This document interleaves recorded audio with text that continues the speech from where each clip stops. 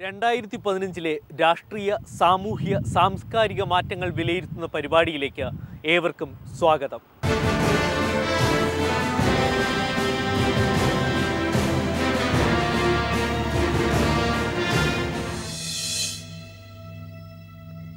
രാഷ്ട്രീയ രംഗത്തും ഭരണനിർവഹണ രംഗത്തും ദില്ലി ഏറെ മാറ്റങ്ങൾക്ക് വിധേയമായ വർഷമാണ് 2015.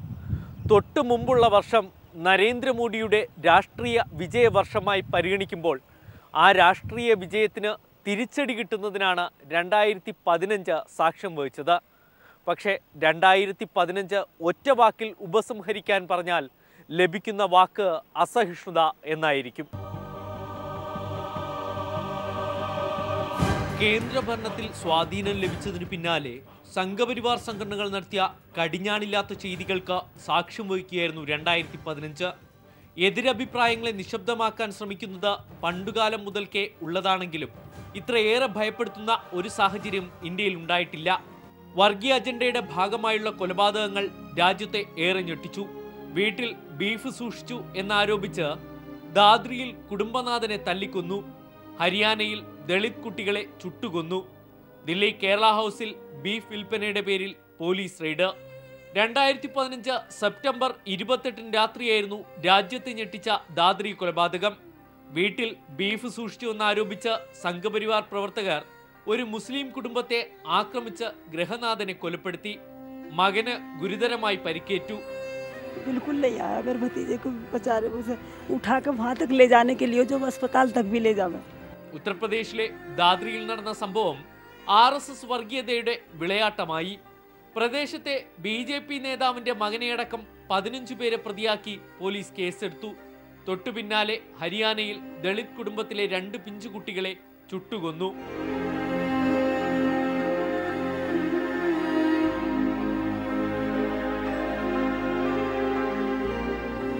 മേൽജാതി വിഭാഗം ആസൂത്രിതമായി നടത്തിയ കൊലപാതകത്തെ അപലപിക്കാൻ പോലും തയ്യാറാകാത്ത കേന്ദ്ര സർക്കാർ ദളിത് കുട്ടികളെ പട്ടിയോടുപമിച്ച് ഉള്ളിലിരിപ്പ് പുറത്തെടുത്തു. കേന്ദ്ര സഹമന്ത്രിയും മുൻ കരസേനാ മേധാവിയുമായ ജനറൽ VK സിംഗാണ് വിഷയത്തിൽ കേന്ദ്ര സർക്കാരിന് വേണ്ടി സംസാരിച്ച് പുലിവാല് പിടിച്ചത്. പട്ടികളെ ആരെങ്കിലും തല്ലിക്കൊന്നാൽ കേന്ദ്ര സർക്കാരിന് എന്ത് എന്നായിരുന്നു വിഷയത്തിൽ VK സിംഗിന്റെ പ്രതികരണം. परिवारों के बीच में मतभेद था. वो मतभेद किस रूप में परिवर्तित हुआ, कहां पर इंतजामिया का फेलियर है, एडमिनिस्ट्रेशन का, उसके बाद फिर सरकार के ऊपर आते हैं. तो हर चीज के अंदर कि जी वहां पे उसने पत्थर मार दिया कुत्ते के तो सरकार जिम्मेवार है, ऐसे नहीं है. ഹിന്ദുസേന നൽകിയ പരാതിയുടെ പേരിൽ 2015 ഒക്ടോബർ 27 ദില്ലി പോലീസ് കേരള ഹൗസിന്റെ അടുക്കളയിൽ കയറി ബീഫ് പാകം ചെയ്യുന്നുണ്ടോ എന്ന് പരിശോധിച്ചു. ഒരു സർക്കാർ സംവിധാനത്തെ തന്നെ നോക്കുകുത്തിയാക്കി എല്ലാ സീമകളെയും ലംഘിച്ചുകൊണ്ടായിരുന്നു പരിശോധന. ഫെഡറൽ സംവിധാനത്തിൽ കേട്ടുകേൾവി പോലും ഇല്ലാത്ത വിധത്തിലായിരുന്നു കേന്ദ്ര സർക്കാരിന്റെ കീഴിലുള്ള ദില്ലി പോലീസിന്റെ ഈ പരിശോധന. എഴുത്തുകാരെ പോലും സംഘപരിവാർ പ്രവർത്തകർ വെറുതെ വിട്ടില്ല. വർഗീയ അജണ്ട തുറന്നു കാട്ടിയ കന്നഡ എഴുത്തുകാരൻ കൽബുർഗിയെ കൊലപ്പെടുത്തിയവർ സമാനമായ രീതിയിൽ നിരവധി സാഹിത്യ സാംസ്കാരിക നായകന്മാരെ കൊല്ലുമെന്ന് ഭീഷണിപ്പെടുത്തുകയുണ്ടായി. ഇതിനെതിരെ പ്രതികരിച്ചുകൊണ്ട് രാജ്യത്താകമാനം എഴുത്തുകാർ പുരസ്കാരങ്ങൾ തിരിച്ചു നൽകി പ്രതിഷേധിച്ചു. കേന്ദ്ര സർക്കാരിനെതിരെ വലിയൊരു മുന്നേറ്റത്തിന് തുടക്കമാവുകയായിരുന്നു അവിടെ. പ്രശസ്ത മലയാളി സാഹിത്യകാരി സാറ ജോസഫ് അടക്കമുള്ളവർ കേന്ദ്ര സർക്കാരിന്റെ അസഹിഷ്ണുതയിൽ പ്രതിഷേധിച്ച് പുരസ്കാരങ്ങൾ തിരിച്ചു നൽകി. രാജ്യത്തിന്റെ വിവിധ ഭാഗങ്ങളിൽ നിന്നായി 40ഓളം എഴുത്തുകാർ പുരസ്കാരം തിരിച്ചു നൽകിയത് കേന്ദ്ര സർക്കാരിന് കനത്ത തിരിച്ചടിയായി. കേന്ദ്ര സാഹിത്യ അക്കാദമി അടിയന്തര യോഗം ദില്ലിയിൽ ചേർന്നത് വലിയ വാർത്താ പ്രാധാന്യം നേടുകയും ചെയ്തു. നിരവധി എഴുത്തുകാർ രാജ്യ തലസ്ഥാനത്തെ തെരുവിലൂടെ പ്രതിഷേധ ജാഥ നടത്തി.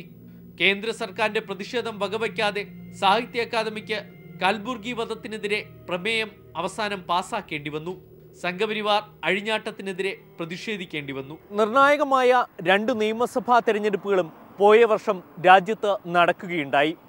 ദില്ലിയിലും ബീഹാറിലും നടന്ന ആ തെരഞ്ഞെടുപ്പുകൾ കോൺഗ്രസിനും BJPക്കും ഇടതുപക്ഷത്തിനുമൊപ്പം ആം ആദ്മിക്കും RJDക്കും JDUവും തുടങ്ങിയ ചെറുകക്ഷികൾക്കും ഏറെ പരീക്ഷണമായിരുന്നു. നരേന്ദ്രമോദിക്ക് തിരിച്ചടി നൽകിയ ഈ തെരഞ്ഞെടുപ്പുകൾ രാജ്യത്ത് പുതിയ രാഷ്ട്രീയ സമവാക്യങ്ങൾക്കും തുടക്കമിട്ടു.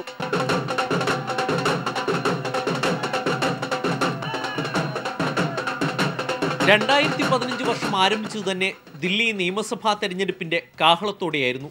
നരേന്ദ്രമോദിയും അമിത്ഷായും നേരിട്ട് പ്രചാരണങ്ങൾ നയിച്ചു. ദില്ലി പ്രാദേശിക നേതാക്കളെ മാറ്റി അമിത്ഷാ നിശ്ചയിച്ചവർ പ്രചാരണ പരിപാടികൾക്ക് നേതൃത്വം നൽകി. കേജ്രിവാളിന്റെ അഴിമതിരഹിത പ്രതിച്ഛായയെ നേരിടാൻ കിരൺ ബേദിയെ രംഗത്തിറക്കി രാഷ്ട്രീയ കേന്ദ്രങ്ങളെ അത്ഭുതപ്പെടുത്തി. ഫെബ്രുവരി 8-ന് ദില്ലി പോളിംഗ് ബൂത്തിലെത്തി. 2 ദിവസത്തിന് ശേഷം ഫലപ്രഖ്യാപനം. ആകെയുള്ള 70 നിയമസഭാ മണ്ഡലങ്ങളിൽ 67 അരവിന്ദ് കേജ്രിവാളിന് നൽകിയ ജനം BJPക്ക് ആകെ നൽകിയത് 3 സീറ്റ് മാത്രം. കനത്ത തിരിച്ചടി അമിത്ഷായ്ക്കും മോദിക്കും മുഖത്തേറ്റ പ്രഹരമായി. ദില്ലിയിലേറ്റ പരാജയത്തിനു പകരം വീട്ടാൻ മോദിയും അമിത്ഷായും എത്തിയത് ബീഹാറിലേക്ക്.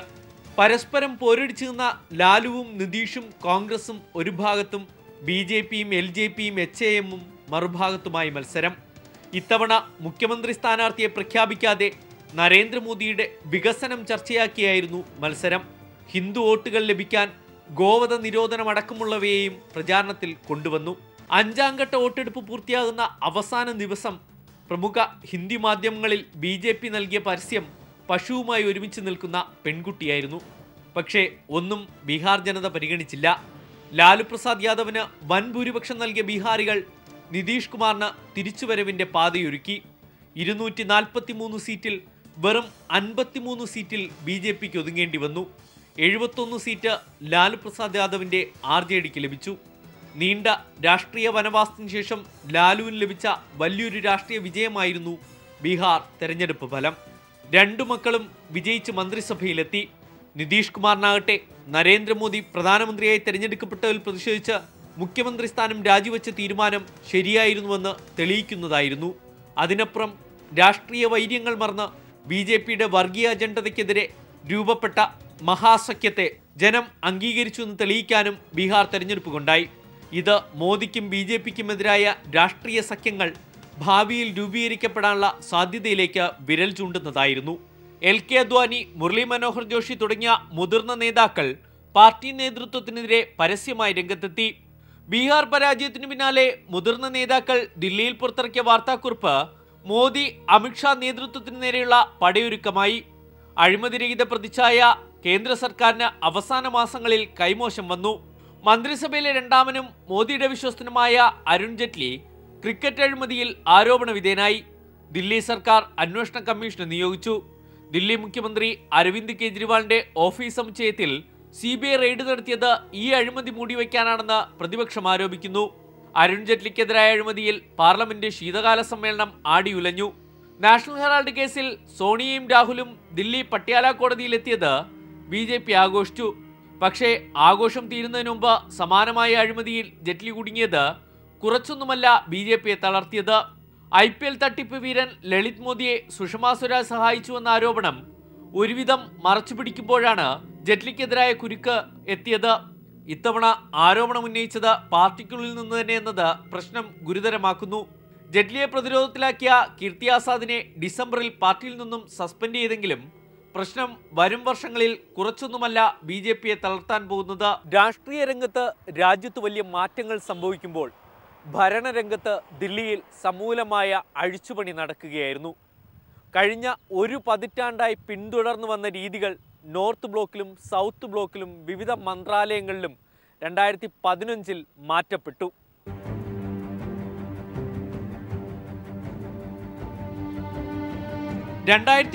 ജനുവരി 1 പ്ലാനിംഗ് കമ്മീഷൻ മാറ്റി നീതി ആയോഗ് സ്ഥാപിച്ചുകൊണ്ടാണ് BJP നയിക്കുന്ന NDA സർക്കാർ ദില്ലിയിൽ ഭരണനിർവഹണ രംഗത്തെ മാറ്റങ്ങൾക്ക് തുടക്കമിട്ടത്. കേന്ദ്ര കേഡറിൽ അതുവരെ ഉണ്ടായിരുന്ന ഉദ്യോഗസ്ഥർക്കെല്ലാം സ്ഥാനചലനങ്ങൾ സംഭവിച്ചു. കോൺഗ്രസ് നയിച്ച UPA സർക്കാരിന്റെ വിശ്വസ്തർ എന്ന് സംശയിക്കുന്ന എല്ലാ ഉദ്യോഗസ്ഥർക്കും സ്വന്തം സംസ്ഥാനങ്ങളിലേക്ക് മടങ്ങേണ്ടി വന്നു. ഗുജറാത്ത് കേഡർ IAS ഉദ്യോഗസ്ഥരുടെ വൻ ഒഴുക്കിന് ഈ വർഷത്തെ ആദ്യ മാസങ്ങളിൽ ദില്ലി സാക്ഷ്യം വഹിച്ചു. ആഭ്യന്തരം, ധനകാര്യം വകുപ്പുകൾ ഒഴിച്ച് മറ്റു മന്ത്രാലയങ്ങളിൽ തീരുമാനമെടുക്കുന്നത് പ്രധാനമന്ത്രിയുടെ ഓഫീസ് നേരിട്ടായി. ഇന്ദിരാഗാന്ധിയുടെ ഭരണകാലത്തിന് സമാനമായ അന്തരീക്ഷം വീണ്ടും ദില്ലിയുടെ അധികാര കേന്ദ്രങ്ങളിൽ ഉണ്ടായി എന്നാണ് മുതിർന്ന ഉദ്യോഗസ്ഥരുടെ നിരീക്ഷണം. മുൻ വർഷങ്ങളിൽ ദില്ലിയിൽ സമ്മേളിക്കാറുണ്ടായിരുന്ന ഉന്നത യോഗങ്ങൾ ദില്ലിക്ക് പുറത്തായി. സംസ്ഥാന പോലീസ് മേധാവിമാരുടെ യോഗം ആസാമിലും സൈനിക മേധാവിമാരുടെ യോഗം കേരളത്തിൽ അറബിക്കടലിലും നടത്തുന്നത് ചരിത്രത്തിലാദ്യം. പ്രധാനമന്ത്രിയുടെ വിദേശയാത്രാ ഭ്രമം കൊണ്ട് പ്രസിദ്ധമാണ് ഈ വർഷം. കുറഞ്ഞ ദിവസങ്ങൾ കൊണ്ട് ഇത്രയേറെ വിദേശ രാജ്യങ്ങളിലേക്ക് പ്രധാനമന്ത്രി പറക്കുന്നത് കാണുന്നത് ദില്ലി ഇതാദ്യമായിട്ടാണ്. വിദേശ നയങ്ങളിലും മാറ്റം വന്നു. ഇന്ത്യയുടെ റിപ്പബ്ലിക് ദിനത്തിൽ അതിഥിയായി അമേരിക്കൻ പ്രസിഡന്റ് ബറാക് ഒബാമ തന്നെ എത്തി. 2015 റിപ്പബ്ലിക് ദിനം ഏറെ പ്രത്യേകതകൾ നിറഞ്ഞതായിരുന്നു.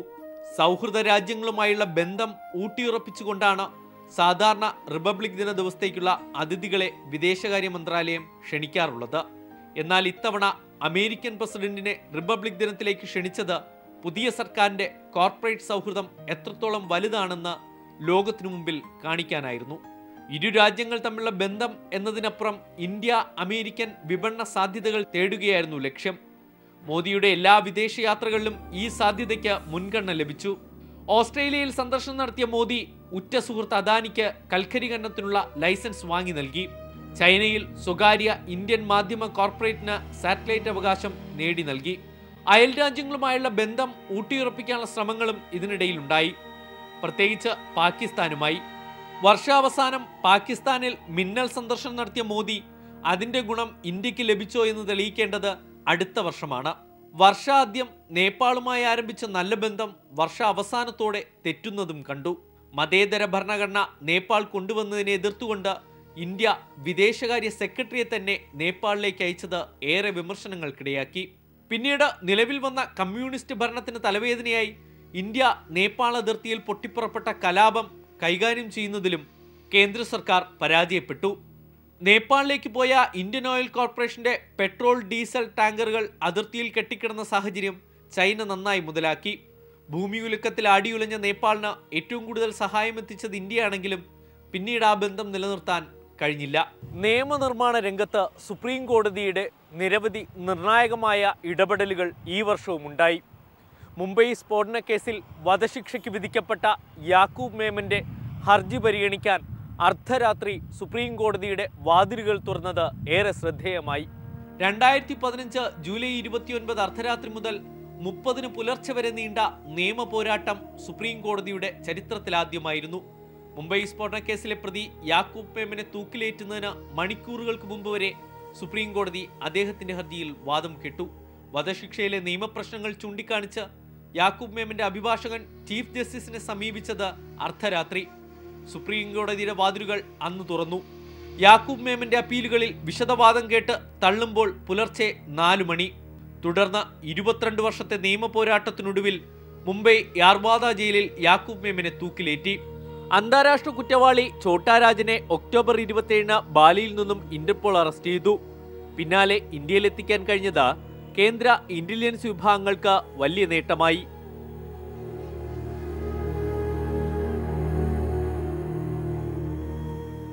സാധാരണ പൗരന്മാർ ഇത്രയേറെ ഭയപ്പെട്ട നാളുകൾ അടുത്ത കാലത്തൊന്നും ഉണ്ടായിട്ടില്ല. അടുക്കളയിൽ എന്തു പാകം ചെയ്യുന്നു, എന്തഭിപ്രായം പറയുന്നു എന്നത് പരിശോധിക്കാൻ ഭരണകൂടം സഹായം ചെയ്യുന്നതിലൂടെ ഉണ്ടാകുന്ന കളങ്കം മാച്ചുകളയാൻ മതേതര ഇന്ത്യക്ക് അത്ര വേഗം കഴിയുകയില്ല. അടുത്ത വർഷം ശുഭവാർത്തകൾ ഉണ്ടാകട്ടെ എന്ന പ്രതീക്ഷയോടെ ഈ പരിപാടി ഇവിടെ സമാപിക്കുന്നു.